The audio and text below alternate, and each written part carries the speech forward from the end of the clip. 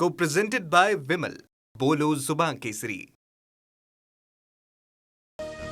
भारतीय संगीतातील चिरतरुण सूर हरपला. ज्येष्ठ गायिका आशा भोसले यांनी वयाच्या 93व्या वर्षी घेतला अखेरचा श्वास.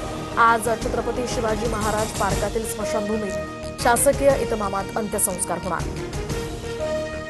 राजकीय नेते आणि अनेक सेलिब्रिटीजकडून आशा भोसले यांच्या पार्थिवाचं अंतिम दर्शन. आशा भोसले यांचं पार्थिव सध्या लोअर परळमधल्या निवासस्थानी. मुंदूखरातची पोलीस कोठडी आज संपणार. चौथ्या गुन्ह्यामध्ये पोलीस पुन्हा आता कोठडी मिळवण्यासाठी एसआयटी प्रयत्न करणार. मुंदूखरातच्या प्रॉपर्टीची ईडीकडून चौकशी. ईशान्येश्वर मंदिर आणि नाशिक कार्यालयाची अधिकाऱ्यांकडून तपासणी. सूत्रांची माहिती तर एसआयटी अधिकाऱ्यांसोबत ईडी पथकाची संयुक्त कारवाई. नाशिकमधील आयटी कंपनीतील धर्मांतर प्रकरणाची दिल्लीपर्यंत दखल. केंद्रीय तपास यंत्रणेकडून गोपनीय पद्धतीने चौकशी सुरू. सूत्रांची माहिती तर आयटी कंपनीतील लैंगिक शोषण प्रकरणात संघटित गुन्हेगारीचा संशय.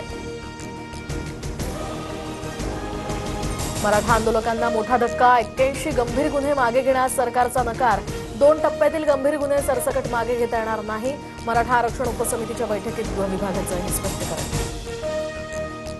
छत्रपती संभाजीनगरमध्ये पालकमंत्री संजय शिरसाट आणि अब्दुल सत्तार यांच्यात कोल्ड वॉरची चर्चा.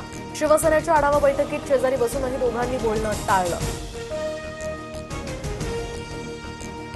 राज्यात भोंदूबाबांचा सुळसुळाट. पुण्यात महिलेवर अत्याचार करून 50 लाखांची फसवणूक तर ठाण्यामध्ये 1.5 कोटी लुटणारा मांत्रिक अटकेत. दोन्ही प्रकरणांमध्ये गुन्हा दाखल.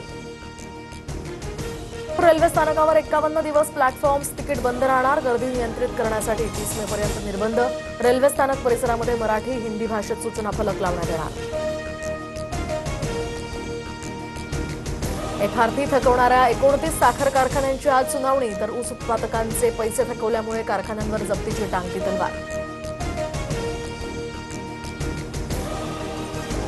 मुंबई मेट्रो 3चा प्रवास आणखी सुखद होणार. विद्यार्थी आणि पर्यटकांना आता भाड्यामध्ये 25% सवलत. नॅशनल कॉमन मोबॅलिटी कार्डवर सवलतीचे पास मिळणार. MMRC कडून ही योजना जाहीर.